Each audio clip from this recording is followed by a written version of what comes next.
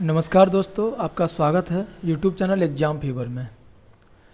दोस्तों, UP TET और super TET इन दोनों के ही एग्ज़ाम में हिंदी भाषा का बहुत ज़्यादा महत्व है। और हिंदी भाषा के जो भी क्वेश्चंस हैं उनके रिगार्डिंग मैंने ऑलरेडी 2 वीडियो बना दिए हैं। जैसे कि भाषाओं का इतिहास, जिसमें हिंदी भाषा और भारत की जो अन्य भाषाएँ हैं नॉर्थ से लेकर साउथ तक, सभी के बारे में हमने बातें की थी। और उसके बाद अपभ्रंश क्या होता है, हिंदी भाषा का नाम हिंदी कैसे पड़ा, इन सभी चीज़ों को हमने डिस्कस किया था। अब इससे रिलेटेड कुछ क्वेश्चंस हैं ओनली, बहुत ही इजी क्वेश्चन है। इसी टाइप के क्वेश्चन एग्जाम में आते हैं, स्पेशली सुपर टेट में और यूपी टेट में। तो हम शुरू करते हैं दोस्तों। पहला क्वेश्चन है, आंध्र प्रदेश में कौन सी भाषा बोली जाती है। आंध्र प्रदेश आप जानते होंगे दक्षिण का एक राज्य है। इसकी राजधानी क्या है? अमरावती है। जब से तेलंगाना डिवाइड हुआ है, पहले हैदराबाद थी। आंध्र प्रदेश और तेलंगाना दोनों की एक ही भाषा है। तो कौन सी भाषा बोली जाती है? तमिल, तेलुगु, कन्नड़ और मलयालम। तो यहाँ से मैं आपको बता दूँ, तमिल बोली जाती है तमिलनाडु में, तेलुगु बोली जाती है आंध्र प्रदेश और तेलंगाना में, कन्नड़ बोली जाती है कर्नाटक में और मलयालम बोली जाती है केरला में। तो आंसर कौन सा हो जाएगा? बी, तेलुगु। अगला क्वेश्चन है, भाषा वाहिका होती है, यानी कि भाषा वाहिका मीन्स होता है एक मीडियम। किस चीज़ का मीडियम होती है? किस चीज़ को बहा करके, यानी कि किस चीज़ को एक स्थान से दूसरे स्थान तक पहुंचाती है। चरित्र की वाहिका होती है, मन की, भावों की या धन की। भाषा के द्वारा हम किस चीज़ को शेयर करते हैं? भावों को, यानी कि अपने अंदर की जो फीलिंग्स हैं उन्हें ही हम एक दूसरे को बताते हैं। जब हम एक दूसरे से बात करते हैं, अगर हमारी एक ही भाषा नहीं है तो हम अपने जो भाव हैं, अपनी जो फीलिंग्स हैं, वो एक दूसरे के साथ शेयर नहीं कर पाते हैं। अगर भाषा सेम है तो बहुत अच्छे से बात करते हैं। तो क्वेश्चन नंबर 2 का आंसर क्या होगा? आंसर सी, भावों की वाहिका होती है भाषा। क्वेश्चन 3 है, कौन सी भाषा भारोपीय परिवार की नहीं है। अभी मैंने आपको थोड़ी देर पहले, यानी कि इससे पहले वाले वीडियो में, थ्योरी वाले वीडियो में बताया था कि भारोपीय परिवार की भाषाएं कौन सी हैं। तो बताइए आप, इन चारों में से कौन सी भाषा है जो कि भारोपीय परिवार की नहीं है? अंग्रेजी, हिंदी, मराठी और मलयालम। तो दोस्तों, भारोपीय परिवार की भाषा कौन सी हैं, पहले आप ये देख लीजिए। भारोपीय परिवार की जो भाषाएं हैं उनमें अगर हम देखते हैं तो जैसे कि हमारे देश की भाषाओं में हिंदी भी आ जाती है, जो कि भारोपीय परिवार की भाषा बोली जाती है।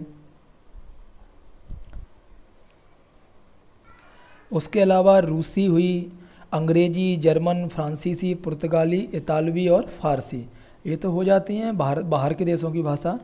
और भारत की भाषा में हिंदी, बंगला, गुजराती, मराठी, ये भाषाएं होती हैं भारोपीय परिवार की भाषाएं। अब यहाँ पर अंग्रेजी है, हिंदी है, मराठी है, ये 3 भाषाएं हैं। लेकिन मलयालम जो कि एक द्रविड़ परिवार की भाषा है, तो ऑप्शन नंबर डी इसका सही होगा। मलयालम एक द्रविड़ परिवार की भाषा है और शेष भारोपीय परिवार की भाषाएं हैं। क्वेश्चन नंबर 4, भारतीय राष्ट्रीय कांग्रेस की बम्बई प्रांतीय शाखा के पुणे अधिवेशन में सबसे पहले हिंदी का प्रयोग किसने किया था।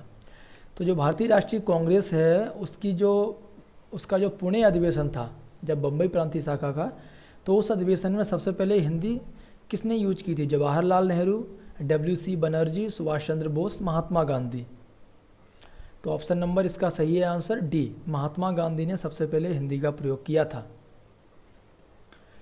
हिंदी मुद्रण के लिए देवनागरी टाइप का विकास किसने किया? टाइम की जगह पर यहाँ पर टाइप होगा, यहाँ पर टाइपिंग मिस्टेक है। तो जो हिंदी की अगर टाइपिंग करनी है, हिंदी कहीं पे हिंदी को लिखना है, तो उसके लिए जो देवनागरी टाइपिंग है, उसका विकास किसने किया? मदन मोहन मालवीय, महात्मा गांधी, बाल गंगाधर तिलक और Raja Ram Mohan Roy. Option number C सही है, बाल गंगाधर तिलक ने देवनागरी टाइप का विकास किया था हिंदी मुद्रण के लिए। क्वेश्चन नंबर 6, सरस्वती प्रेस की स्थापना करने वाले चिंतामणि घोष किस राज्य के थे? सरस्वती प्रेस से आपको याद होना चाहिए, सरस्वती पत्रिका का स्थापन, जो संपादक है, जो सरस्वती पत्रिका जो संपादित होती थी वो सरस्वती प्रेस से ही होती थी। बहुत ही फेमस पत्रिका थी सरस्वती। तो उसकी जो स्थापना करने वाले चिंतामणि घोष किस राज्य के थे? बिहार, यूपी, बंगाल और गुजरात। आंसर है इसका सी, बंगाल के रहने वाले थे चिंतामणि घोष। वंगदूत के संपादक कौन थे? ईश्वर चंद्र विद्यासागर, केशव चंद्र सेन, नवीन चंद्र राय और राजा राम मोहन राय। इन चारों में से आपको बताना है कि जो एक हिंदी का पत्र था बंगदूत, क्योंकि बंगदूत बोलने को तो आपको बंग मीन्स बंगाली लैंग्वेज में लगता होगा, लेकिन ये हिंदी भाषा में कलकत्ता से प्रकाशित होता था। तो बंगदूत के संपादक कौन थे? इसका आंसर है ऑप्शन नंबर डी, राजा राम मोहन राय। क्वेश्चन 8, कौन सा क्षेत्र हिंदी भाषी नहीं है? आपको 4 क्षेत्रों के नाम दिखेंगे, इनमें से जो कौन सा क्षेत्र है जो कि हिंदी भाषी एरिया में नहीं आता है? जबलपुर, खड़गपुर, गोरखपुर और समस्तीपुर। तो जबलपुर जो कि मध्य प्रदेश में है, हिंदी भाषी क्षेत्र है। गोरखपुर उत्तर प्रदेश में हिंदी भाषी क्षेत्र है। समस्तीपुर बिहार में हिंदी भाषी क्षेत्र है। बचा खड़गपुर बंगाल में है, जो कि बांग्ला भाषी क्षेत्र में है, ना कि हिंदी भाषी क्षेत्र। ऑप्शन नंबर बी इसका सही आंसर है। क्वेश्चन 9, भारत की राजभाषा क्या है? संस्कृत, हिंदी, अंग्रेजी और मैथिली। तो भारत की राजभाषा का गौरव कौन सी भाषा को प्राप्त है? आंसर है इसका बी, हिंदी को प्राप्त है भारत की राजभाषा या फिर राष्ट्रभाषा का गौरव। क्वेश्चन 10 है, हिंदी को गुसाई भाषा के रूप में किस प्रदेश में जाना जाता है? तमिलनाडु, कर्नाटक, केरल और आंध्र प्रदेश। तो इसका आंसर क्या होगा? Option number C, Kerala. Kerala राज्य में गुसाई भाषा के रूप में हिंदी को जाना जाता है। क्वेश्चन नंबर 11 है कि संविधान की कौन सी अनुसूची में मान्यता प्राप्त भारतीय भाषाओं का वर्णन है? मैंने आपको वीडियो में बार बार बताया था कि ये क्वेश्चन आता है अक्सर। तो संविधान की कौन सी अनुसूची है जिसमें भारत की जो मान्यता प्राप्त भाषाएं हैं उनके बारे में बताया गया है? पहली, 5वीं, 8वीं और 11वीं। इसका आंसर होगा सी, 8वीं अनुसूची में भाषाओं का वर्णन है।